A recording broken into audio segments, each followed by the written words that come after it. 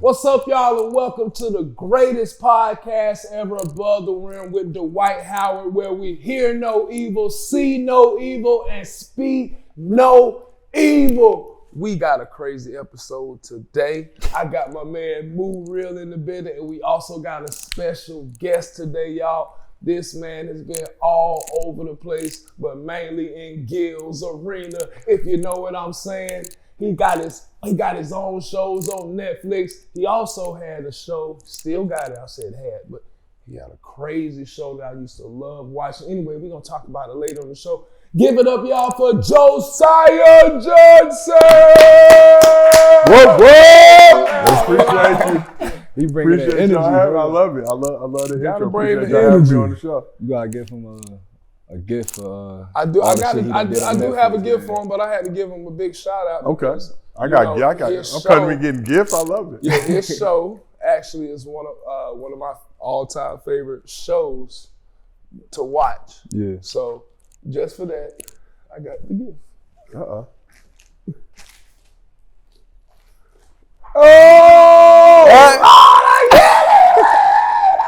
Y'all do this every episode? What kind of shit y'all be on, man? Where am I? I'm taking the bottle then. Hey, I'm taking the bottle. That's the genie bus. The genie bus. That's the genie bus. And Jordan, I'm taking the genie and Jordan. We gotta pour him up, man. He was looking like I thought I was about to get a good gift. he was looking like he was about to get a good gift, and then when he looked at it, he was like, "Is that it?" I thought it was a good small gift. No, but man, we really appreciate you coming on the show. We have watched and admired everything that you have been doing. It's amazing to see how you have taken the Gil's Arena over. Yeah. And I think most people don't know your story, your background. They don't actually know. They don't care. They just see me hosting. Nah, we care though. But we care. And so that's why you are here. And we want everybody to get to know you, your background, where you from, all those things, so they can actually kind of put a story to the name, to the face. Man, to the face. Okay, I appreciate it. Yeah. So Josiah Johnson, for those who don't know, I'm merely a host of Gil's Arena, presented by Underdog. You got Underdog right here. Grew up in a basketball family. My dad, Marques Johnson, played in the NBA for 10 years, 5-time All-Star, 3-time All-NBA selection. He's been a Hall of Fame finalist the past couple years. We're hoping to get him above the top, but grew up in a hoop family, so basketball is a major part of my life growing up. Went to high school out here, was blessed and fortunate to get a scholarship to go play basketball at UCLA. Got on campus, realized I wasn't as good as I thought I was in high school, so got humbled very quickly, but spent 5 years there. I redshirted a year, graduated. And then after that, I had the opportunity to go hoop overseas because I got French citizenship through my grandmother. I'm like, nah, I'm not gonna do that. I don't really wanna, I need to be around people who speak English very frequently. So I decided to stay out here, started working in production. So started working for Fox Sports, NFL Network, a bunch of other spots. During that time, I was running a website called Jersey Chaser, which was like a blog, sports hybrid, but we were kind of just fucking around, me and a couple buddies that I went to UCLA with, played on the team with. So we just had a lot of fun with that. Did a lot of jokes, a lot of skits, a lot of funny stuff that we put out on YouTube. Ended up from that, parlaying that to get a show on Comedy Central called Legends of Chamberlain Heights, which was an animated series that ran for 2 seasons. Like you said, Hood South Park with a basketball influence. We did a lot of basketball heavy topics and subjects. It was about 3 kids who sat on the end of the bench waiting for their chance to get in the game. Based on our experience at UCLA doing the similar thing. So did that for a couple seasons, but have been really heavy behind the scenes, in front of the scenes, sports entertainment. Did a bunch of stuff, like I said, NFL Network, Fox Sports, did a show with Jim Rome on Showtime, and then started shifting in front of the camera. So I did a show with Martellus Bennett, who played in the NFL for a number of years, called Mostly Football with Yahoo Sports and Complex. It was basically like a hybrid of like Sports Center meets SNL. So we would do a bunch of sketches and skits and stuff. So I was writing all this stuff. Martellus would show up sometimes he wouldn't. So I had to jump in for him. And then I kind of just got the bug to be in front of the camera. And now, me and Gil started together doing his No Chill podcast. They were looking for a new host. I remember that. Turned out we live right down the street from each other. I've known Gil since I was in high school. We both played basketball in the San Fernando Valley. So Gil was a legend out there. He was a year older than me in high school, but we're the same age. So we ran with a lot of the same crew, circles. They were looking for a new host for the show. reached out to me. Turned out we literally live. I'm 3 minutes away from Gil's spot. So he would see me. He tells this joke. He got me off the street because during the pandemic, I would jog around the neighborhood all the time. That was like my only release to get out the house to get some exercise. But he would roll through in one of his Maybachs, whatever. So we'd always just say what's up to each other as I was mid-jog. Ended up working together. We've been together for 4 years now. So we started with No Chill, then shifted over to Gil's Arena, which we started in 2023. Like you mentioned, been super successful. At times we've been the #1 sports show. Like people like to call us a podcast, we're a show. So been the #1 sports show for several months, and just really building and growing. Man, we're getting ready to start season 4. So just looking forward to all of it. Just blessed to be employed, blessed to be on the couch with y'all. So you reached out, I was like, damn, y'all want me to come on this shit? Yeah, I watch the show all the time. So this is crazy. Like, did you ever imagine, like, with your dad being a Hall of Fame player and you following in his footsteps to not playing basketball to in this space and really being Hall of Fame in this space? Could you imagine this actually happening? No, honestly, I had no idea where life was going to take me after college ended. I had a couple of down years. But that's why I talk to a lot of people. Everybody kind of reaches out to me for the social media stuff, or for hosting, producing, all that stuff, just to give them the game. Like, I didn't really know what I wanted to do with my life after college ended. Kind of got lucky and got in the sports entertainment side, behind the scenes, working as a producer, learning the ropes, learning everything from that side of it. And I feel like that's really helped me now I'm in front of the camera doing the hosting and stuff. So I produce the majority of the shows, host the shows, kind of just grind through it all. But being able to work with somebody like Gil, who y'all know, Gil, mad scientist. Yeah. No Chill Gil, he lives up to that moniker, very, very no chill, but super smart, strategic in his approach, in the things that he said. And so we had this vision for this show. And when we first started, a lot of people were hating on us. They didn't think, Gil would be able to attain the level of success that he had on this side. Thought he was a hothead. I'm sure obviously everybody's seen the Netflix shooting guards documentary. Know about those stories. So when you think about Gilbert Arenas, that's usually the first thing you think about, the guns in the locker room.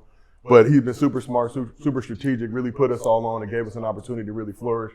So here we are, season 4. Like I said, we were top sports show, not just basketball, ladies and gentlemen, not just basketball, top sports show on YouTube based on numbers. You look at total viewership, so we're going to really keep that thing going. Let me ask you this, because you said show, not podcast. What's the difference? I think for me, coming from a TV background, podcasts are kind of, it's not a disrespectful like podcast, but that's kind of like, it's more of a radio feel. It is what it is, just kind of a lighter production. Like we have a full extensive production team, 5-6 people on the couch at any given point, and we're going 2.5 hours straight, 4 times a week. So that just shifts us. And that, believe me, that shit is hard when we're working all season long. It'd be some days where there's not a lot going on in the world, and we got to figure out just conversations we can have on the show and what we can do to keep it rolling. Obviously, you've been on the couch several times. You've been there remote. You've been with us in studio. Like, we just grind and go. So you guys who have not had a chance to watch Gil's Arena, you need to check it out. And also, what he's talking about is behind the scenes, why he's saying they are not just like a regular podcast. They have a full team. If you go in the studio, you walk in like you're actually going into like a Letterman show or one of these shows where you walk in, you go, and they have a little food for you, have an area for you to change. This is what happens at a real show. They have a whole crew of people, techs and everything. And I got a funny story. The second time he came up there. Oh yeah. We were at Dancing with the Stars, right? Yeah, you were in the car asleep, I think. Oh man, but I know you was working. I know they had you on that crazy shit. So he went to Dance with the Stars till like 11. He says, "Hey, I want to go to the beach at nighttime, bro." Yeah. He's at the beach. I'm like, he's like, "Don't worry, bro. I'm gonna be back by 2 a.m." He comes back at 6 a.m. Hey, right? The beaches are vast. So now he's like, I'm like, yeah, we got to go to Gil's Arena. Y'all show started at 11. Yeah. We had a meeting at 9. So he goes to me. We get to y'all, the parking lot. The coldest area. He said, you know what, bro?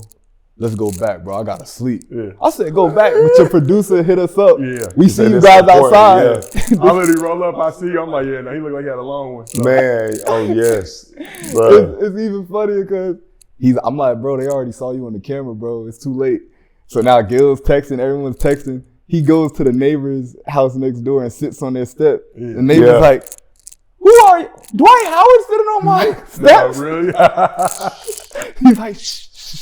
Don't say nothing. I said, yo, get them some Red Bulls, some liquor. They started bringing out, they brought 3 Man, Red they Bulls. brought me some Red Bulls. Them liquor. Shout out And Red then Bull gives you wings. Like, The Red Bull, thank you, Red Bull, because y'all gave me wings that day. I could not stay up for nothing. He walked into that couch, but it was a funny episode. It was a great episode. It was a great episode, great show. Yes. But this is like when we're doing the show, we deal with this so often. Like we do this in Gil's house and Gil's basement. For a reason. Gil is Yeah. routinely the last person to show Oh, up. yeah. So the show starts at 11:30, be about 11:27, 11:28. So everybody out there who watches the show wonders why we're always late. We be sitting on the couch ready for Waiting Gil to on show Gil. up.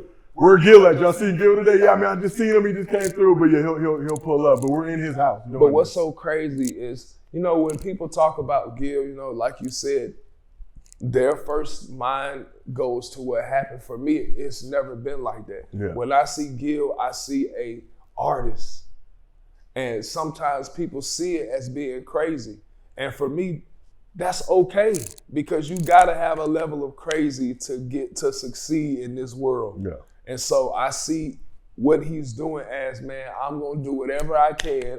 The most time I got on this earth, I'm gonna spend it making everybody around me better. So I enjoy watching that. I never looked at him and said, man, that man crazy. I know he crazy. I'm crazy. But you know he crazy. I'm You said crazy. a mad scientist. Yeah, But that's a mad scientist. That's somebody who's thinking about how they get better Yeah. all the time. But sometimes they're gonna have fun.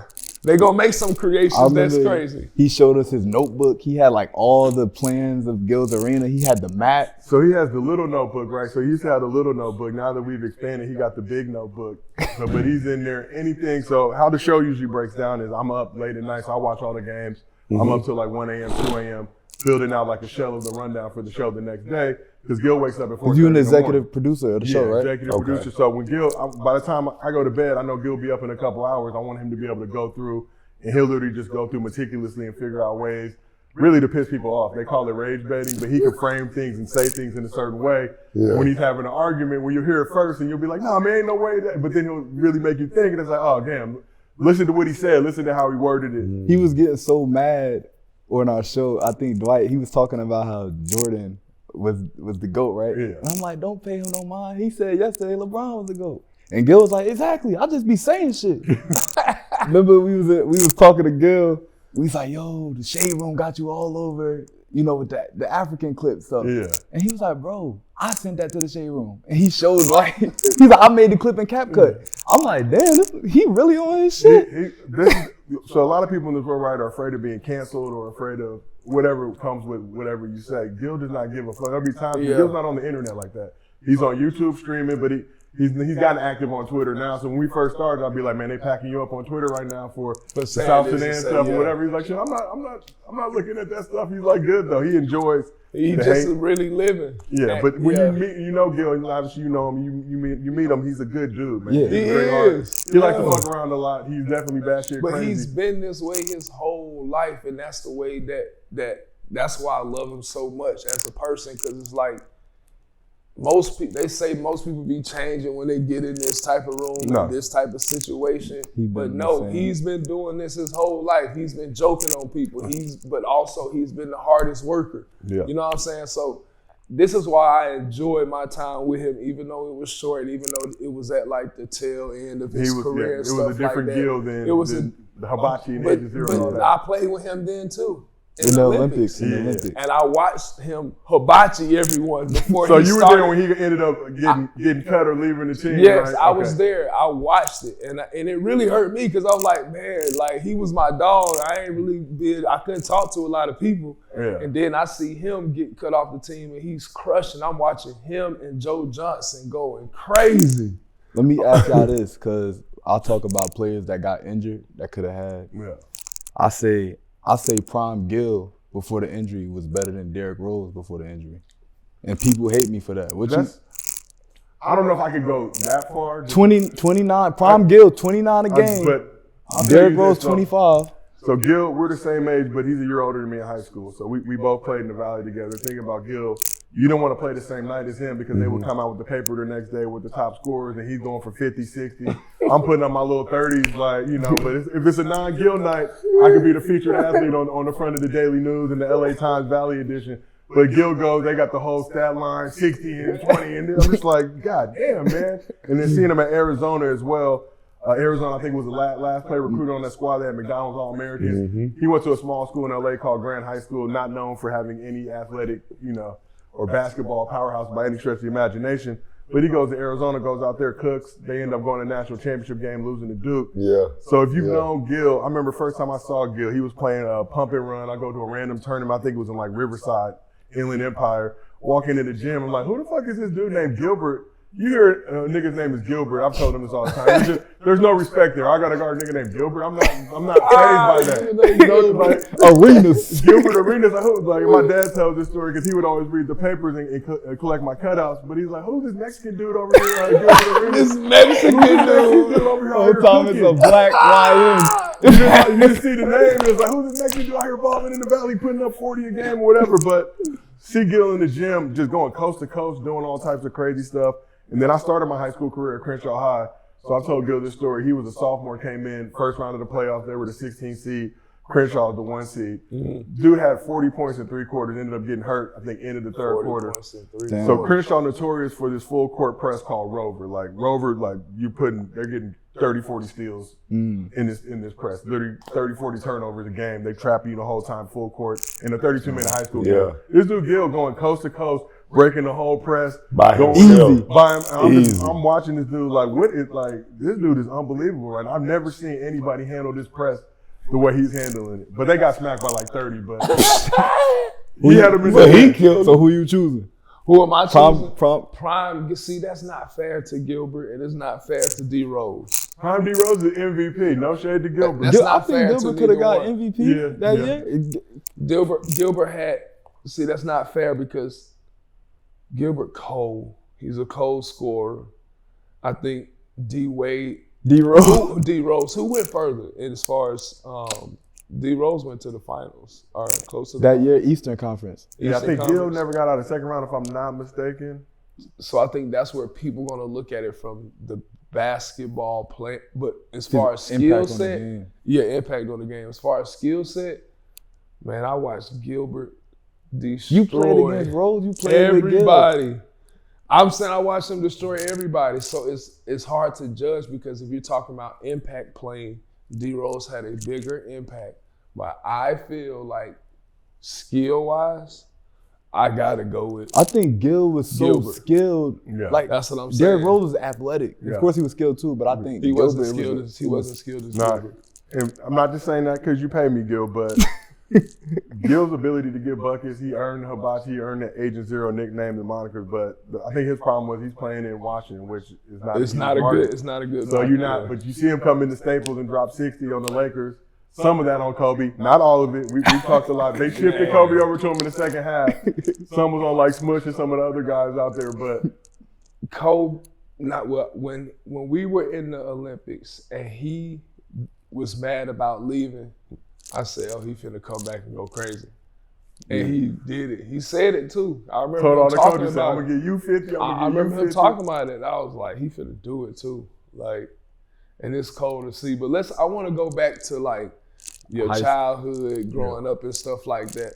Like since Pops, everybody, his name, you carrying his name, his legacy and stuff like that. Did you grow up playing basketball? Was that your first sport, your first love and all that? Yeah, first love for sure. I remember, he played late 70s. So I was born in 1982. Mm-hmm. So I got to see the tail end of his career. But he started off with the Bucks, was on a lot of successful Bucks squads out there. I think this is back when they were still in the Western Conference. I don't think they shifted over to the East. Bucks I want to get this right. I want to make sure the GOAT Bucks teams.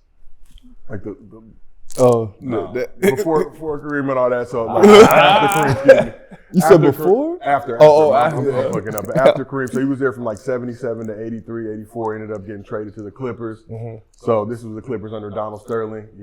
A lot different than the Steve Ballmer era. Okay. There was no no-show jobs. Like even if you went to your show job, Donald Sterling wasn't trying to give you your bread. So he dealt with a lot of shit. They used to practice at the YMCA. Damn, back in the day. NBA There's all these famous stories the about Sterling. So Sterling loaned Dr. Buss the bread to get the Lakers. So, they ended up winning the championship in the first year. I believe that Dr. Buss was the owner. So Sterling sees that, like, well, shit, I'm trying to get in this game. So he gets in the game by the San Diego Clippers, then starts to realize, damn, I got to pay for, like, training tape and, like, I got to actually do all this other shit. What you mean? They can't just, like, put some socks on and go out there. So he was super cheap as an owner. He didn't really give a fuck about the players. Or Steve Ballmer. Oh, no. He was Donald that's Sterling. crazy. So he been around really that long. It's just like the Lakers. Yeah. So him and Jerry Buss were close. Like I'm saying, he fronted him some bread to help buy the Lakers. Saw the success he had with the Lakers. Said, shit, I'm gonna go ahead and do this with the Clippers. He, psycho, fucking, not in tune with reality. So look, you being humble, right? In high school, you done averaged 24 points a game, 12 rebounds. People think I'm ass. I was pretty good in high school. I'm not You gonna say I went was way great. far. I was gonna get there. I want to ask about growing up with. Well, I just want to That's ask crazy. this because he said that he was hanging around. You knew Gil growing up, just playing against him. Gil told us that his father moved to LA to be an actor. Exactly. Your father is a Hall of Famer. Yeah. What was it like? Was there pressure on you to make it? Of course. Because, I mean, for the longest of my life, people didn't know my first name. It was Little Marques. My older brother, Chris, was a city player of the year, went to UCLA, won a national championship with them over there. So for most of my life, like, I was either Little Chris or Little Marques every gym I walked into. Eventually, I kind of started to establish a name for myself. But tremendous amount of pressure. Like, when you think about him, one of the greatest players to come out of Los Angeles, if not the greatest, and just what comes with that. Like, he's certified everywhere he goes. Everywhere you walk in, I go to basketball camps, I get treated different. I show up here, I get treated different. Did you understand it? Did you understand that you was different than other people? It was tough because for a lot of my life, I'm not going to disrespect him, but he was trash. Like, to give you the context, though. I'll give you the context. So he was playing with the Clippers, ended up breaking his neck in the game. What? Ran into Benoit Benjamin's stomach against the Mavs. This is, I think, 86. Ran into Benoit Benjamin's stomach. I remember being at the game. I'm a little kid, so he broke his neck, avoided paralysis, but, like, basically ended his career. So I only really got to see him play. He came back like 3 years later, played with the Warriors for 10 games up in Golden State during the TMC era. So they had Chris Mullin, Tim Hardaway, Mitch Richmond, that whole crew. So I was 7, I think, when that happened. So I was kind of the first time I was old enough to see him. And he was basically a shell of his former self. Ended up playing 10 games. He ended up bouncing. We went to overseas to live in Italy, and that's where his career ended. So when I was growing up going against him, he wasn't, 5-time NBA All-Star, high-flying, point forward, all that other shit. He was just Pops. But I know he was telling you stories. Yeah, no, we had Did you VHS. believe him? So once I saw VHS, I was like, damn, Pops, you was kind of cold. He was kind of cold. So you were the youngest? No, so I got my older brother, Chris, then me, then I got four more younger brothers, and then 2 younger sisters. So he was out there getting it going, spreading his seed, as they say. I got 5. I asked that because we were at like a game. Who was the? We got a whole squad. Who was the two-way center last year? That said he wanted to be like you on the Lakers. Oh man, what's his name? With the big shoulders. Trey. Jemison. Yeah. So he had an interview saying, I want to be like Dwight Howard, right? We walking at the game, his son and his daughter. They're like, Dad, can we take a picture with an NBA player? And Dwight looks like, so they take the picture. I'm like, yo, David, why you so excited? He was like, yo, that's an NBA player. I'm like, he said that he want to be like your father? And he's like, what does that mean? I'm like, they're like, oh, can we wait for LeBron to come out? I'm like, yo, David, you got a picture with LeBron in the bubble. He's like, what? And I show him the picture. Yeah. He don't really understand. Awareness. That's why I asked you that. Like, did you understand? Like, no, I had no choice but to, because everywhere we rolled into, the way he moved around the city, he basically ran the city. So I got the sense of that. Him going to UCLA, every time we'd be up at UCLA in the summertime, summer runs. Michael Jordan, loved my pops. He was one of his favorite players. So I really didn't really grasp it like until my older. whole life. Yeah. Last Dance comes out during the pandemic. Last Dance comes out. Watching one of the episodes is Michael Jordan in college. So we knew MJ had a poster of our pops in his dorm room when he was at North Carolina. That's fine. But they had a video of it. So a lot of people don't know MJ almost ended up signing with Adidas because of my pops and Kareem. Like, those were his favorite players. Yeah. So he loved my pops. So when Space Jam was going on, they were filming Space Jam. My older brother Chris was at UCLA at that point. We would go up to the MJ runs over on the Warner Brothers lot. I'm just a little kid at that point, but hanging out. But I see the way Michael Jordan talks to my pops and the love he has for him, and they're all just hanging out shooting the shit. So for me, they was like, damn, okay, you were that dude. Like, so, my dad, he'll have glimpses here and there. He's kind of laid back, low key, but when he rolls in those spots and he's around people like yourself, like league dudes, he'll kind of, relive the glory days. Look how just the Tom. respect that he gets from those other guys. It's like, all right, you might have been cold. I'm rolling with it. Exactly. Tom's really changed it because his kids are like that too. But it's when they see influences look up to him. Yeah. Oh my God, they Like, go crazy. The Newmans look up to Dad. And that's how my kids are now. They don't care about nothing I'm doing. All they know is Daddy's a YouTuber. And What you going to do with some YouTube? You going to do a stream? So like they love that shit. That is amazing. So growing up, like with playing basketball, like did you want to like follow in your dad's To make the NBA? Was that the goal? That was your goal? Yeah, for sure. But I was also growing up out here. Went to he had bread, so I got to go to private schools growing up. So I was super interested in the entertainment industry as well. So when I was in elementary school, his former teammate with the Clippers, Norm Nixon, who's married to Debbie Allen, Different World, Grey's Anatomy, all the stuff she's done. It's a different world. So my mom and dad used to be extras on A Different World. So I went to school with Debbie and Norm's kids. And we would get picked up from school and we would go to the Different World set. And they tape on like Wednesdays or Thursdays. So like as a kid, that's what I'm doing. So I was super fascinated with the entertainment side. So for everybody who remembers the wedding, when she's about to marry the senator, and then Dwayne basically comes in and snatches her away. Like if you watch that episode, my pops is in there, my mom is in there, they're all just extras in there. I'm chilling, like I got to chill on set and hang out and watch that. So back in those time frames when you were a kid, it took them like 2 months to turn that episode around and produce it. So I literally know what's going on the show before everybody. Like I've seen the episode already, I've been there. So just to be able to flex on everybody, like I already know what's gonna happen right here. Right, it's just the part where he's gonna say, "Baby, please." And then she gonna run off with him. But so I was more interested in kind of entertainment as well too. But basketball, obviously, first love. I played a little tennis. I'm not gonna say I was that good, but for the footwork and all that other shit. But just being around basketball, just all the relationships that we had in that community. Being the son of a former NBA player, of course, I wanted to get to that level. Believed I could do it after high school. Then I got to UCLA. And I'm playing with guys like Matt Barnes, guys like Trevor Ariza, Earl Watson. I'm like, okay, these are NBA level guys. I'm not quite there, so I'm gonna have to figure my shit out. What was the difference between them seeing them play and you evaluating your own game? Well, athleticism, like a guy like Trevor. So Trevor came in, I think in my 3rd or 4th year at UCLA, and I'm trying to kind of battling for a starting job. So I see Trevor, like right after he gets out of high school, he comes and plays with us. I'm like, oh, this ain't shit. I'm about to cook this dude. 3 months later, he comes back dunking on everybody, just getting into it. I'm like, shit, it's gonna be a tough one for me. Go get him, Trev. Like, you got it. Like, but just playing with those guys, I think kind of athleticism and just more intangibles. And then I got like small hands. I got some stuff from my dad. I got some stuff from my mom too. So that wasn't gonna help me translate. But so at UCLA, I realized that the league probably wasn't gonna be for me unless I wanted to get into coaching or something like that. But it always had entertainment in my back pocket as well. And like I said, growing up, going to private schools out here, a lot of the kids were in those communities. I went to the same elementary schools like Steven Spielberg's kids and just all these random people. I don't know if you guys are familiar with Rocky, but Adrian in the Rocky movies, like I'm good friends with her kids hanging out at the crib. Sylvester Stalone showing up back in the day. So those were the things that kind of, also drove me as well. And also just being on the set of shows, my dad being on White Man Can't Jump. So getting to see all that stuff, being on set for all that. Like it was just so much shit going on. LA is cracking. Like that's the one thing I tell people. There's so many different things that you can get into in this city. So sports was definitely a first love, but then entertainment became the next love, that second love that kind of took over my life. So like your pops playing a lot and you basically being real, super young, when he was in his prime. I seen, Shaq talked about this a lot, and I have dealt with it where I'm like, man, for playing this game, you spend so much time away from your family. And that's like one thing that, we, as a player, I know I miss, is that. So I think.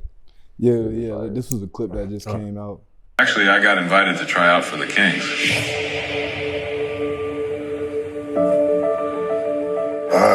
But we don't need basketball. I've been around this game since '89, buddy. I've seen it all. You gotta understand that in that life, you have to give everything up, right? Mm-hmm. How many birthday parties did I miss? A lot. How many school plays did I miss? A lot. How many times you wake up and not see me there? A lot. And my dad missed the birthdays, games, Christmas. I respect it now. I know when I was a kid, you know, we always used to ask, is Dad gonna be here?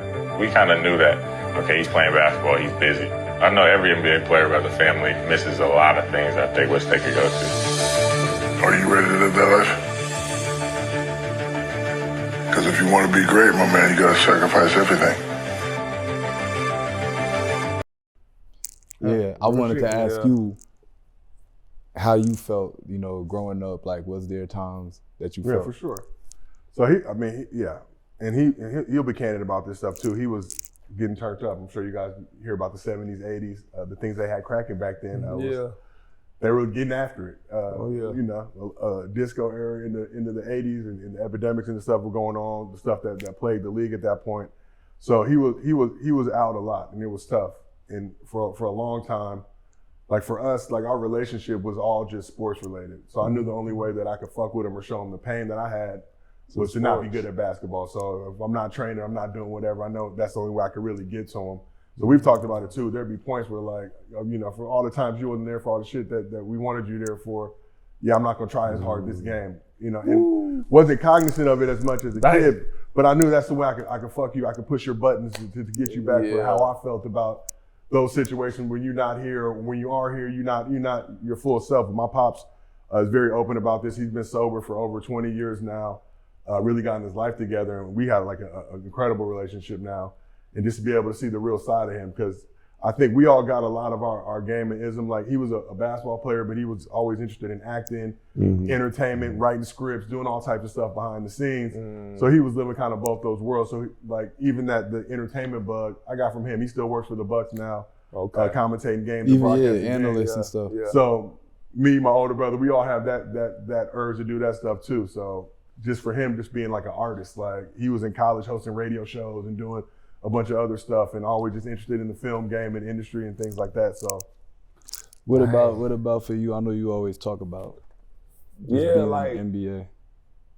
I mean, what Shaq said, man, was a big statement, because I be wanting to, you know, tell my kids, like, I don't care if you play basketball, but if you do, you got to really understand, like, it comes with a lot. Even when kids on the street ask me, or, you know, families or anything like that, ask me about the sport, you know, how should I do this? What should I do to make it? And I really be wanting to say, man, I don't know if you really want to make it to the NBA. Yeah. Like, I don't know if y'all really want what y'all saying y'all want, because it's not as easy as what y'all say it is. And you really got to sacrifice everything.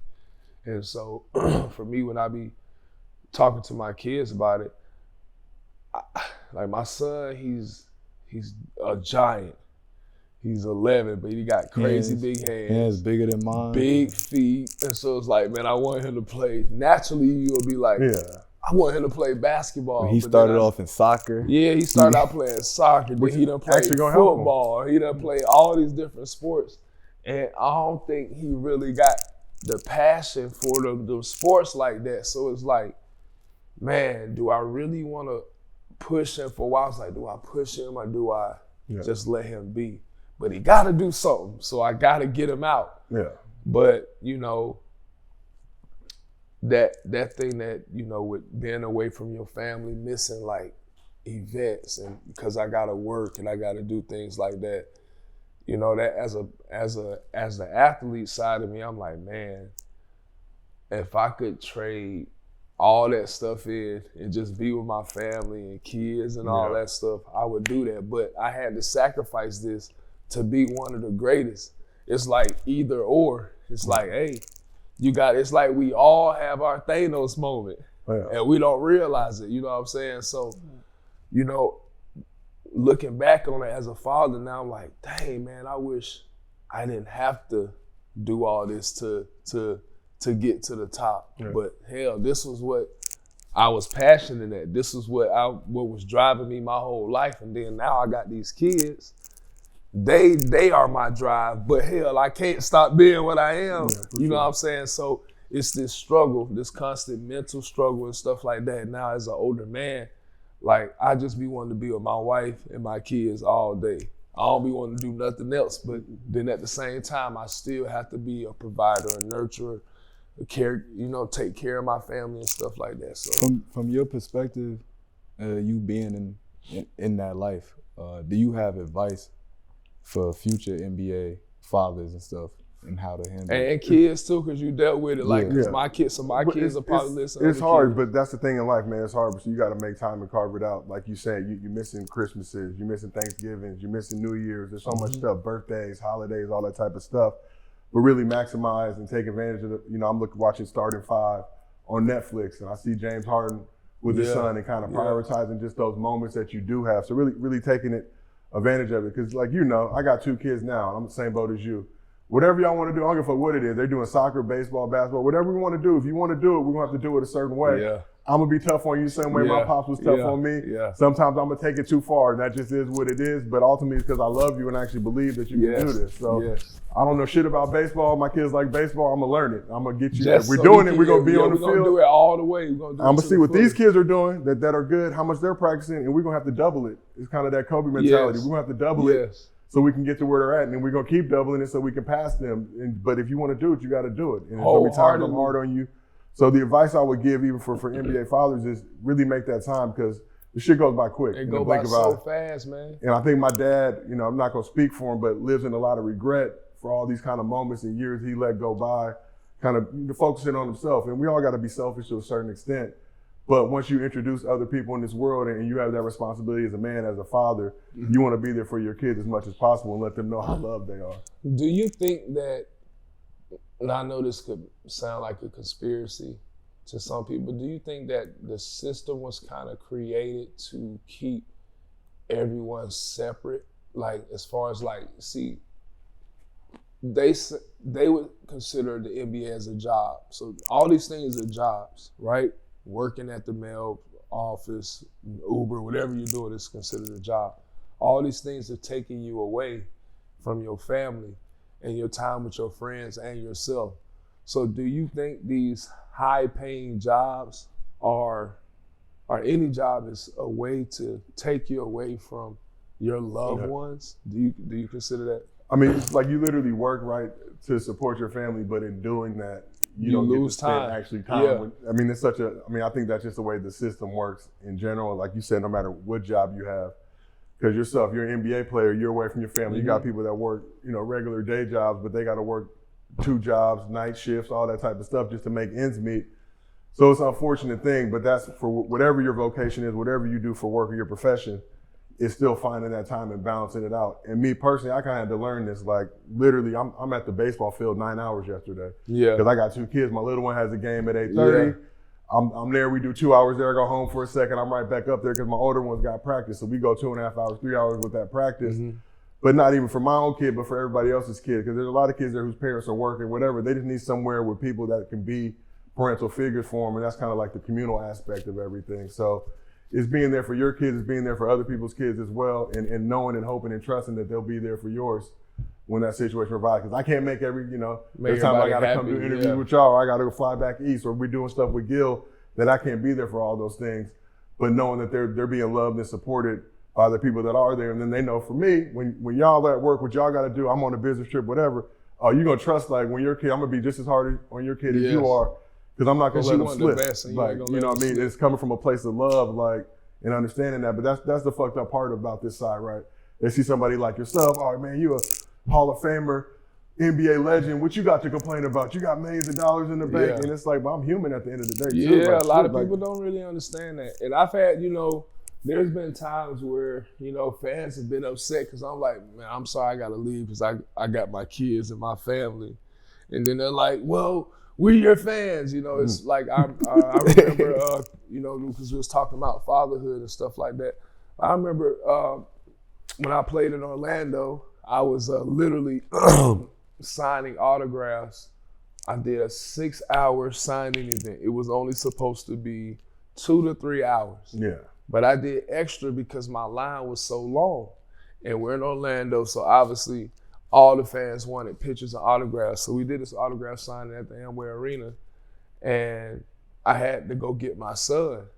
No, I had my son with me, and I wanted to spend some more time with him before I left. Yeah. And it's like, they're like, well, can you sign for more? So I signed for more time, and I stayed extra long. My son, he's still on the side playing. He young, so he having a good time. But I can't just be with him. Yeah. Because I gotta, do this kind of job. But then as I said, you know what, I did, I stayed here as long as I could. The 6 hours, Right. I gotta go. When I got ready to leave, the fans started booing me. And I'm like, I just stayed here all this extra time and I'm still getting booed and I'm missing out time with my son. So then as I got older, I started saying, man, you know what? I'm not gonna let nothing get in the way. But then at the same time, I still have these obligations. As a player, you gotta train. You gotta do all these different things to make sure you are successful and you have longevity in the league. And so that's what I was thinking, but then on the flip side of it, I'm also thinking, man, my kids are getting older. I don't want to miss all these little moments that are going to happen in their life because these are key moments. Like, I could even give an example. Like recently, he got offered an appearance deal, and he was coaching his son's kid, and it was a big deal. They had a private jet, everything. He's like, yo, tell him never mind. He kept coaching.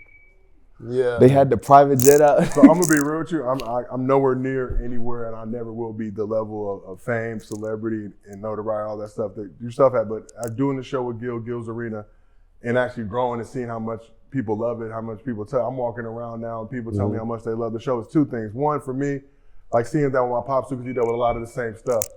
Everybody wants autographs. Everybody wants this. Yeah. I can't. I'm eating. I'm doing whatever. Like, man, let me. I'm a human too. I'm doing the same things you do. But you want to try to make that experience for every one of those fans, just with the knowledge like this might be the only time this person ever meets you. So how do you want them to go on the rest of their life? And for me, I see it. I mean, it's funny. My dad's name is Marques, Marques. Very unusual spelling. Yeah, that's what I was. But he was the man back in the 70s and 80s. So I meet all these people that are named after him, and I'm always just blown away by that shit. But just the love and the affinity that people have for him when he was coming up. Like, you know what I mean? It's like, it's a cool thing to see. But for me, like, I know that when people, for me, I'm always like, you hit me up to be on this shit. I'm like, what you want me on here for? Like it must be a slow day. Like, I'm not important enough to be, I'm just being real. But I'm always humble and just, because I know some people are going to watch that like, who the fuck is he or whatever. But for me, it's like the people that do love and show support, I know that might be my only time ever interacting with them in life. And like, how do I want them to walk away from that? And people like yourself, getting the opportunity to meet somebody like an MJ when I was younger and just shake his hand and how much that meant to me and how much those experiences mean to me. I carry them with the rest of my life. And you never know the impact you're gonna have on people. But on the flip side, you never know what people are going through in their own life. So all those fans booing you, and I know, you were a great dude, so I know how that makes you feel. Yeah. Oh. And it's like, shit, man, I'm just trying to spend some time with my family. Yeah, and because I don't get that much time with Like, them. damn. So it's like I'm fighting all these different battles. I'm fighting the battle of, the fans want to spend more time. I gotta spend time with my kids, and then, his, mom could be saying, hey, he don't spend time with his kids. Yeah. So it's like, man, listen, I need to spend time with my kids. The Disso Master, I already know. Yeah, I'm fighting a lot of different battles here. So, as a father, then an NBA player, and then trying to maintain being a all-star, it is very difficult. And, it's just awesome to see where that has brought you to today. Yeah. You went through all these different things. Yeah, I was gonna ask this. Like, me and my father always go back and forth about this. He say like, the great players, you see their sons, sometimes become role players or don't make it. Yeah. You see the role players, and he say, boy, that's because the role players, they know what they could have did better. Yeah. And sometimes the greats, they don't know exactly how. When they see their sons. It's hard growing up in that world though, right, where you get everything. That's why you look at somebody like a Steph Curry. And I'm a LeBron fan. I used to battle Steph Curry fans for years. Steph grew up in a life of privilege, right? And we talk about this on the show too, like having that hunger, right? Yeah. Steph don't need it to get out of the financial situation he's in or to take care of his people or any of that shit. He's good no matter what. Like Shaq said in that clip. Shaq, I own a fucking 100 Papa Johns. Like, I'm just saying, you ain't never gonna want for nothing, whether you want to play or not. But if you want to do it, that's why I commend guys like that. And then you have people like LeBron who didn't grow up in those circumstances and were using sports and basketball as a means to get out of those financial hardships and situations to get to where they want to get to. But ultimately, it's a case-by-case situation. Yeah. People kind of clown MJ's kids for, it's like, not making it, yeah. But I'm saying a lot of people think MJ's a god. I'm a LeBron guy. I'm not here to argue that. But Look at the pressure you have right away. Like, I think your dad's the greatest of all time, and you should be great. You should be the second greatest. Like, think about just how many great basketball players you've seen that would never sniff the NBA, and not necessarily because they're not NBA level talents, but for whatever it takes to be one of those 450 people to make a roster. That's hard. It's 450. I'm just being real. Out of thousands and thousands that are trying to compete for those jobs, like everybody's not gonna make it. And then for yourself, not to just be one of those 450, but to be one of the elite, the top of the top. And I had a question for you, just real quick. Like, when you look back, obviously you look at your career, I can't name 75 better basketball players than yourself. But when you see it kind of get snubbed like that and don't get the love and respect, and I'm gonna frame it like this, because my pop's been a Hall of Fame finalist for the last 4 or 5 years. Career was cut short. Did a lot in his career that I think warrants him being able to get in there. But have to tell him, man, it's like part of us all kind of yearns for that validation from others and get the respect that we feel like we deserve. But at the end of the day, you know how good you were. Like, shit, it don't take somebody else to tell you that. You know you were a bad motherfucker when you were out on that basketball court. So just for you, how do you kind of adjust and deal with that? Really being off that list and, not being able to get validated like that, I felt like it was a slap in the face. I felt like I had did so much for the game of basketball, and I dominated in an era where I was playing against what people are saying are some of the greatest players to play. You know what I'm saying? I played against the Shaqs, the Tim Duncans, the Kevin Garnetts, the Kobes, the Dirk Nowitzkis, the Dwayne Wades, Antoine Walkers. I'm in the league with all these guys, and I'm young and I'm dominating. And after my even while my career is played, I'm like, dang, I'm not even getting respect. And it's like a quote that was from a movie: "You be a hero too long, you end up being a villain." Yeah. It's like you be so great for so long, people start trying to look for flaws. Yeah. In what you do or in your game or in your character. And that's the one thing that I don't like about our society is, like, obviously nobody is perfect. But we have perfected our craft. We have became the GOAT status in our craft, and there's not a lot of people who have been able to do what we have done, because it's not just, when I say craft, it's a lot of people who can hoop, but we've mastered how to be a professional, how to hoop at the highest level against professionals, how to carry this for a long time. That takes a lot. A lot of people are not built for it, and there's levels to it. You know what I'm saying? So if you look at the guys who made it at the top, or just the guys who made it to the 450, when these guys don't get mentioned, they're getting pissed off. You know what I'm saying? When somebody say, he sucked, how he make it to the NBA? Man, I'm good. I'm not just saying me, but I'm saying, like, you mentioned Trevor earlier. Sometimes Trevor don't get mentioned as being a good player to people. And I'm like, how can you ever talk about Trevor? This man was in the NBA. Made a lot of bread in there. You tripping. This man fire. I watched him play. I watched him all the way from high school, but you don't understand basketball just because he was a role player. He played with Kobe. He wasn't the Kobe. You know what I'm saying? So, I hate when people do that. And then if you go up levels after that, people talking about, are people dismantling greats that played in this league, talk about, they want to compare the Kobe's and the LeBrons. And, I'm like, man, you should not compare these people. All of us are all great at our art. And I hate it for myself, because now you're condemning other players because they might didn't shoot like this player or didn't rebound like this player. But at the end of the day, all of us have an expression that God has given us. You know what I'm saying? I know what I'm good at. I know what moves good. I know what you good at. Well, you know what you good. I'm sorry. We all know what we're good at. But, people try to, pull itty bits of our character to destroy what we're great at, and that's what I hated. I like your take, because on No Chill Gil, you and Gil did a segment where y'all broke down how exactly the top 75 was voted and stuff. Because a lot of people don't know. A lot of people don't know it was an internal committee. Yeah. A lot of people don't know that they didn't have to keep those first It's not. 50. My thing is not even the top 75, right? It's just the top 25 on top of the 50, right? Because the 50 because they did it for respect. They kept and that was Gil's whole point. Where at a certain point, you're gonna start bumping some of those people out, right? But they just build on whatever it was previous. And I understand that side of it from the league. You don't want to boot somebody out of that shit, right? That's disrespectful. But it wasn't like y'all were competing to be top 75. There was already 50 slots that were taken. So now it was just the 25. Yeah.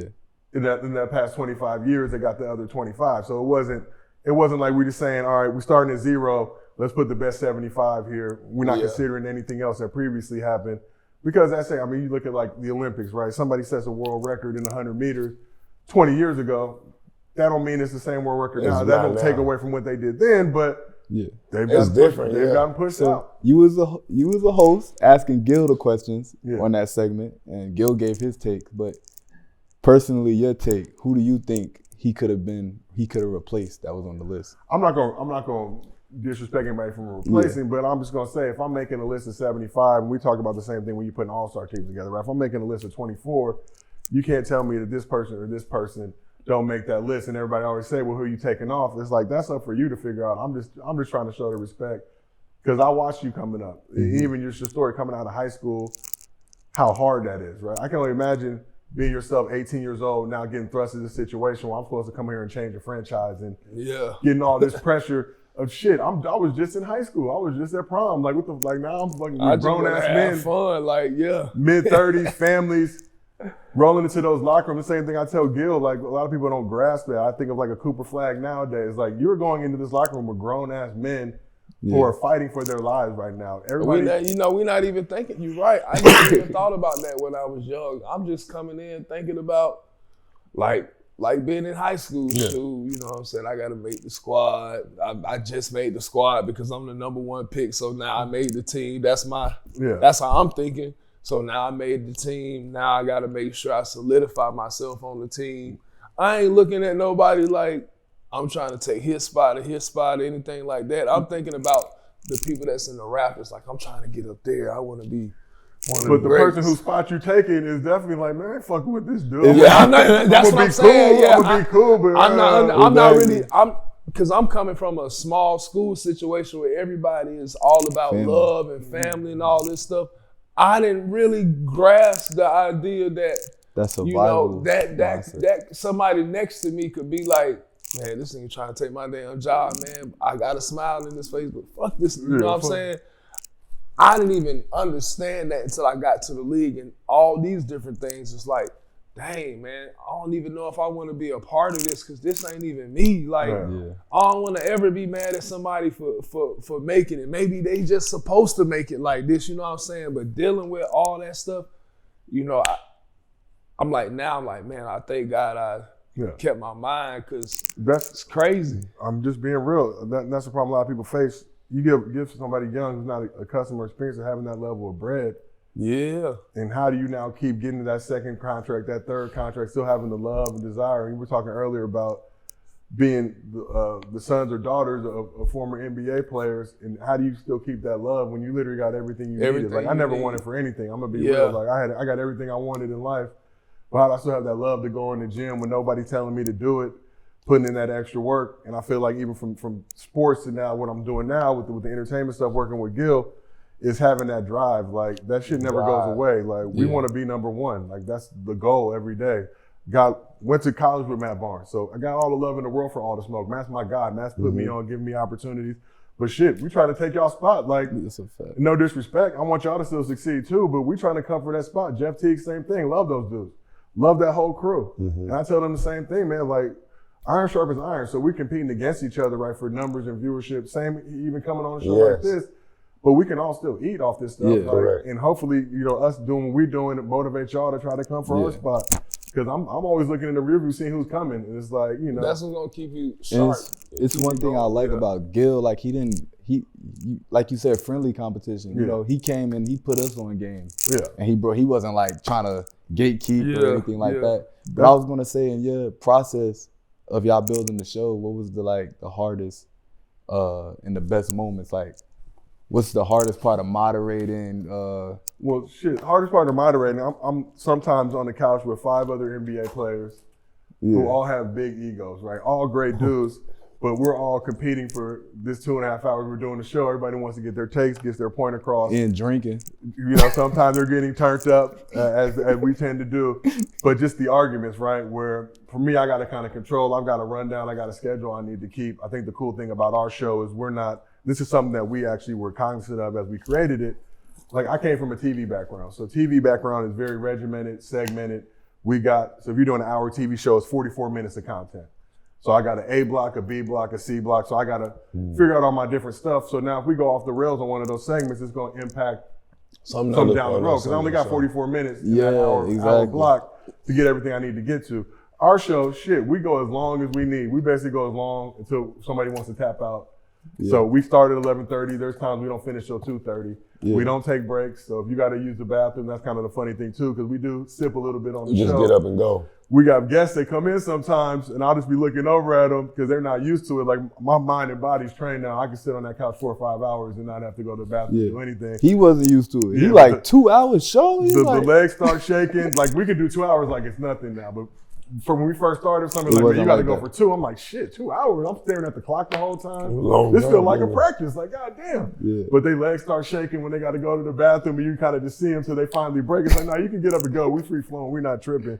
But that part of it. But I think for us, it's just like, we understood the TV model, and you asked earlier what separates from a podcast versus a show. So now our show model is like, we can go as long as we need. Like, and I don't care if it's a good conversation, you come on that couch and y'all start having a great discussion about something that we didn't even plan to talk about. Yeah. I'm just kind of feeling that and feeling how the chat's responding. They locked in. Yeah, you got the laptop. He always got the laptop. Yeah. He's pulling up stuff on the screen. I got 40 screens up on the laptop, but I'm primarily, because they'll ask me, hey, how much is such and such average? When did this happen? When did that happen? I gotta give the answers quick, right? We don't have time for me to be like, hold on, let me check. And so that's, what's so crazy though? It's like, and I understand it why people say God works in mysterious ways, or the Lord, or the universe, because just think about this, as a kid, you wanted to go to the NBA. Yeah, that was your whole mission. You felt like that was your purpose. So you had that drive that gave you the drive, the discipline, and everything like that.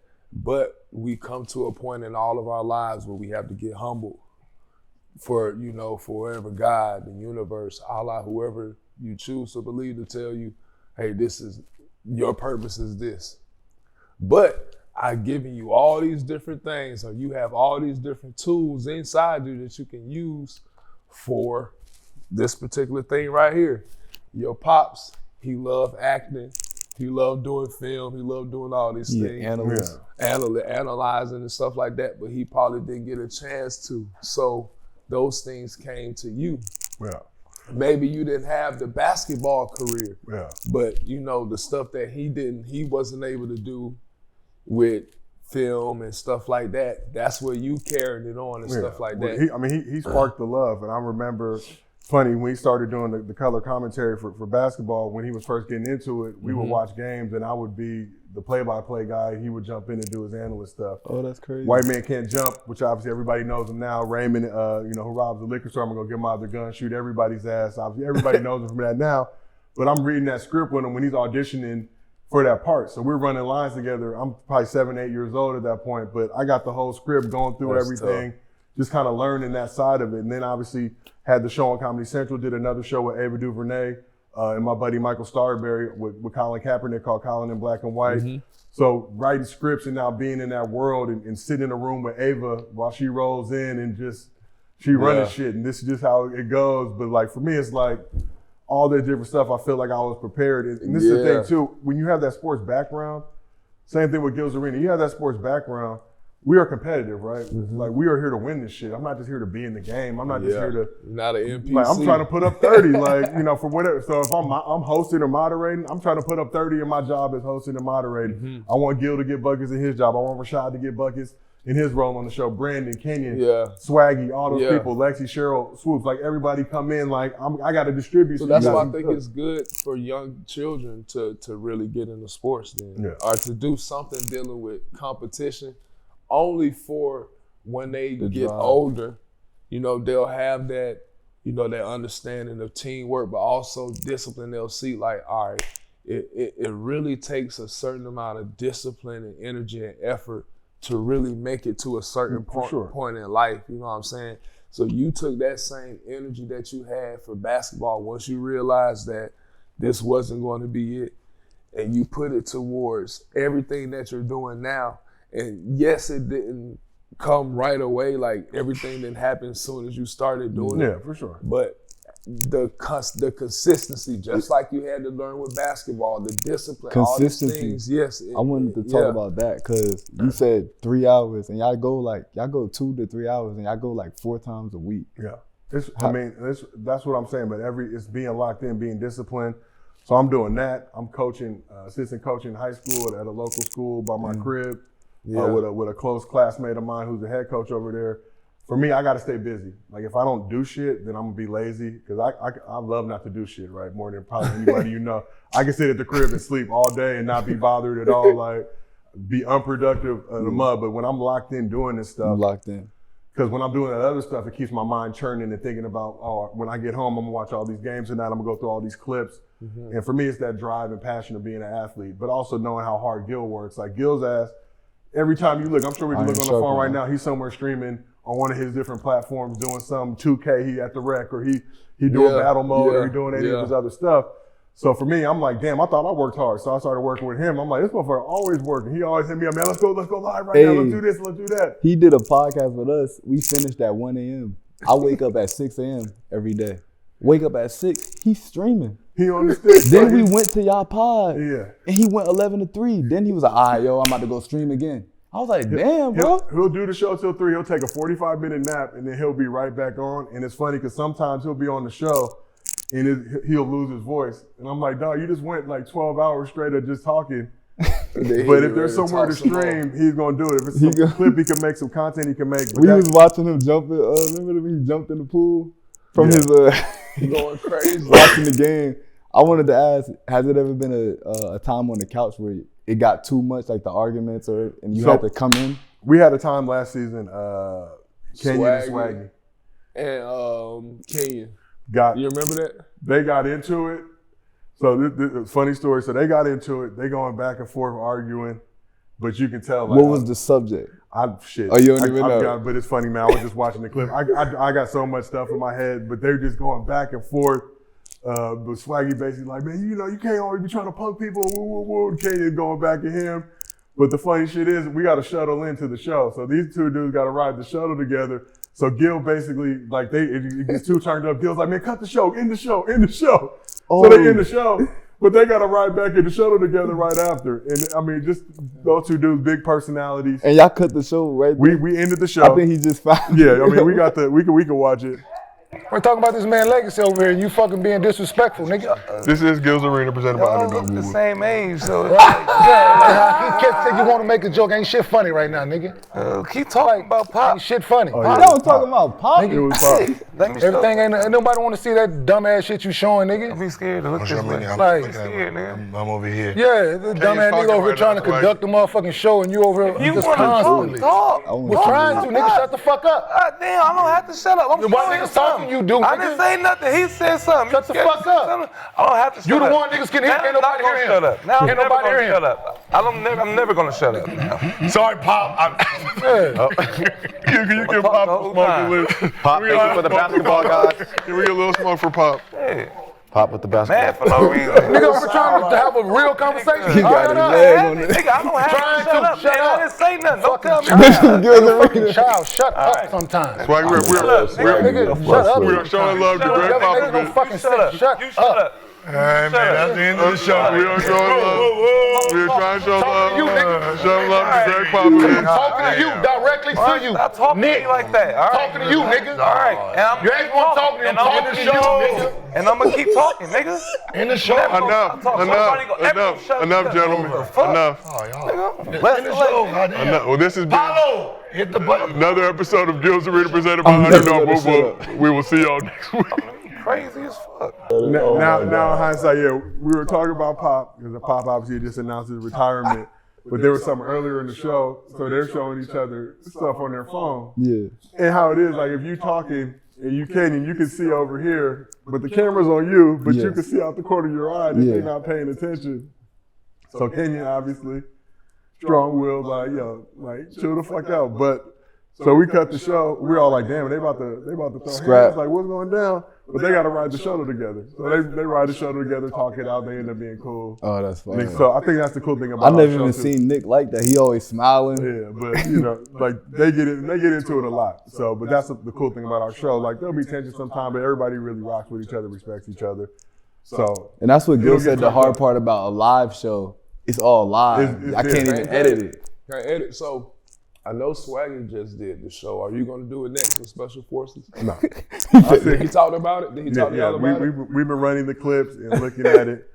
And that's a different side of Swaggy I've never seen before. Like they, I won't say they had him broken, but that shit crying and everything. That was like, remember I was telling y'all how real, like people still ask me to this day. The other day, we were in Santa Barbara, and these guys was like, "Yo, was that real? Like, did y'all really have to do that?" I'm like, I got the text. Nick hit me up like, "Yo, bro, as Dwight was all that shit he did real, like the setting fires." I was like, "Yeah, it was real." Yeah. And he ended up doing it.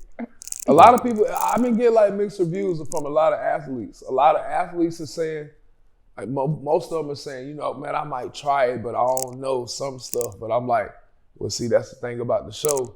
You don't get to pick and choose. You got to do it. You got to do everything. If not, they're going to X you out. But I'm glad he did it because it really like take you to another level. Like, and now he going to come back. I feel like he going to be better. But watching it and kind of, and I know this stuff previously about his brother and the tragic situation with all that and how Swaggy kind of like, not to say be a clown, but always wants to keep the mood light and all that stuff he had and the responsibility he had for his family to try and just help them get through that situation. But Swaggy, another dude, like you just sit and talk to, and again, look at his story and what he was able to accomplish in his NBA career. Obviously, him and Gil always go back at each other. But there's a reason that Gil's sitting on that couch and that Swaggy sitting on that couch because they ride or die for each other. They really do love each other. They may clown each other's kids and all that other type of shit. But they going to be there for each other. Yeah. That is for sure. Before we get out of here, I know you talked a lot about the shows that you had going on. You said one show you were pitching in 2009. So Legends of Chamberlain Heights, which ended up running on Comedy Central for 2 seasons. We started that show, started pitching and developing that show 2009. Spent about 3 or 4 years developing it. Just kind of everybody was doing their own shit, and we would all kind of convene and get together. Sold the show to Comedy Central 2013. So we're talking about pitch meetings. We put the pitch together, got a couple networks interested. So we met with FX, we met with Comedy Central. Microsoft was doing content at that point, so we met with them. Yeah. Everybody passed on it except Comedy Central, but we knew once Comedy Central did it. And what was good for us and bad for us, obviously South Park was their franchise show. But the problem with, they tried to brand our show as the Black South Park. So if you guys know anything about South Park fans, they're very territorial over their space. They don't want to see any other shit but South Park. So I think that kind of put us behind, but was able to do 2 seasons of that show. Tremendous experience, got a lot of friendships. We had Erykah Badu doing the music on there. We had, so many talented people. Tiffany Haddish, Jay Farrow. My guy Michael Starberry, who I did Colin in Black and White with, Carl Jones, who was on Boondocks, and fucking Thugnificent, and a bunch of other voices from the So probably some of the best experiences of my life, just being able to sit in a writer's room with all those people. It was my first time ever doing anything like that. Crazy. And then from that, went and did a show with Colin Kaepernick, Colin Black and White, about his experiences in high school and kind of everything that helped lead to him becoming who he is. And then, just been blessed to do that. And then one of the most unique ones, I know a lot of people, the memes and nightmares, how did you get that? Like, how did that get sold? And you worked with LeBron on that, right? Yeah, so that was a Spring Hill Uninterrupted. They had a partnership with Pepsi through Starry, then eventually Mountain Dew, or started with Mountain Dew, was looking to do NBA content, then ended up switching over to Starry. Starry took over kind of the NBA account. So it started back in the day. Again, everything is pandemic centric, but I was just tweeting a lot. I kind of was at a crossroads turning point in my own life. So I didn't really know what I wanted to do. Then the pandemic happened, we all stuck at the crib. I'm like, fuck it, I'm just gonna start getting these tweets off. Crashing out on Twitter. Crashing out, going really hard. Ended up getting LeBron's attention. Yeah, the GOAT called him the GOAT. Yeah. So I remember that game. It was a Nets playoff game. and I think Bruce Brown or somebody like took some bad shots. Yeah.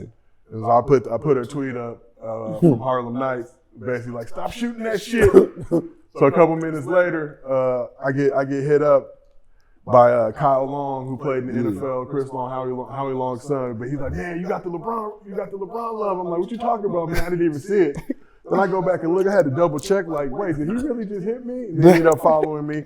Then a couple years later, they reached out like, yo, we're trying to do a film on NBA Twitter and kind of send you to the community. Yeah. You're a vital part of it. We'd love to do something on you. So it was a crazy experience. We worked on the thing for a couple years. And for me, like I told y'all, like y'all hit me up to be on here. I'm just super humble. So it's like, damn, like somebody want to rock with me. I'm first like, why y'all want to fuck with me? And second, like, I'm gonna do it. Like, nah, that shit crazy. I was showing my girls. There's two reasons why we wanted. We know you great at wanting to get your story out and everybody to know about all the things that you have done, but also, see if you want to play basketball still. You got any hoop dreams? We got a league over in Asia.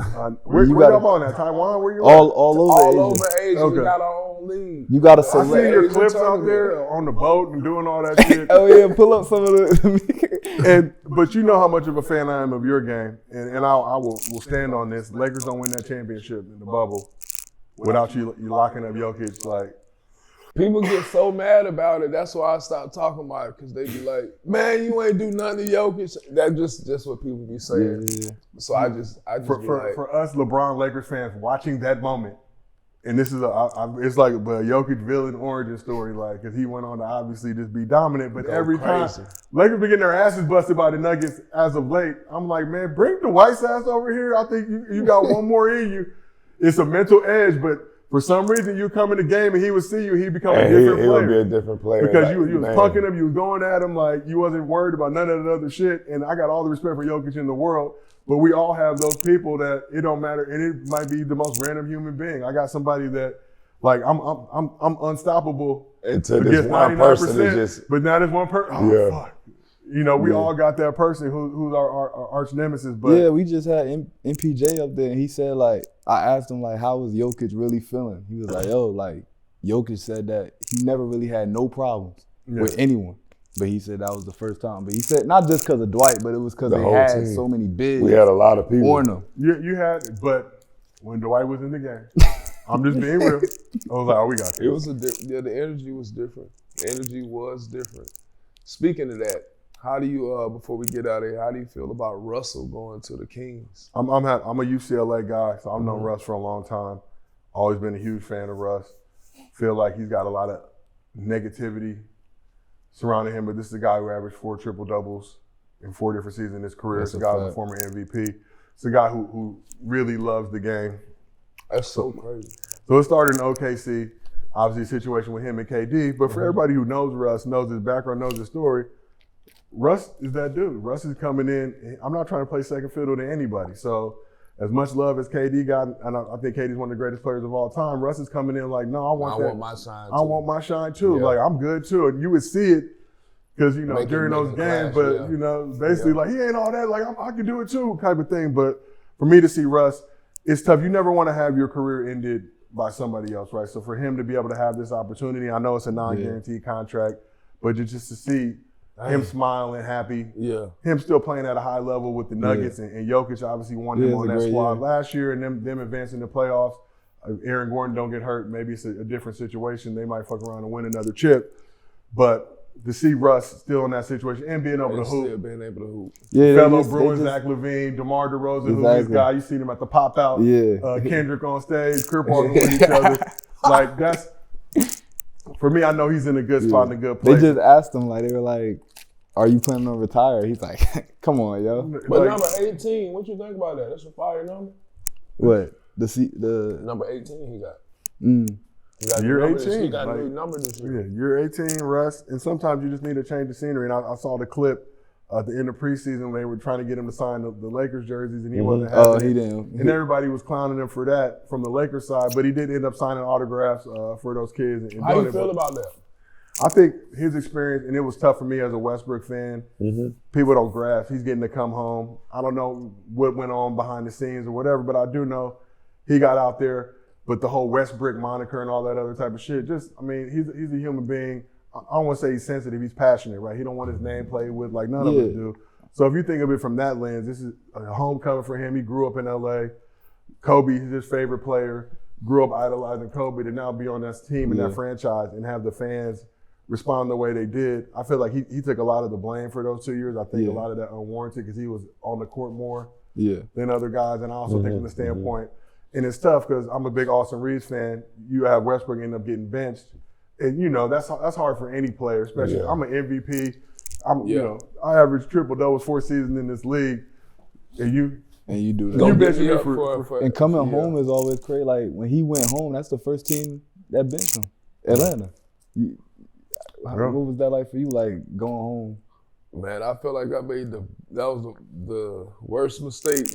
Like I should have never went there. Never went back to Atlanta. Yeah, cause like I really had high hopes. Like I'm like, man, I'm finally playing at home. I'm finna change my number.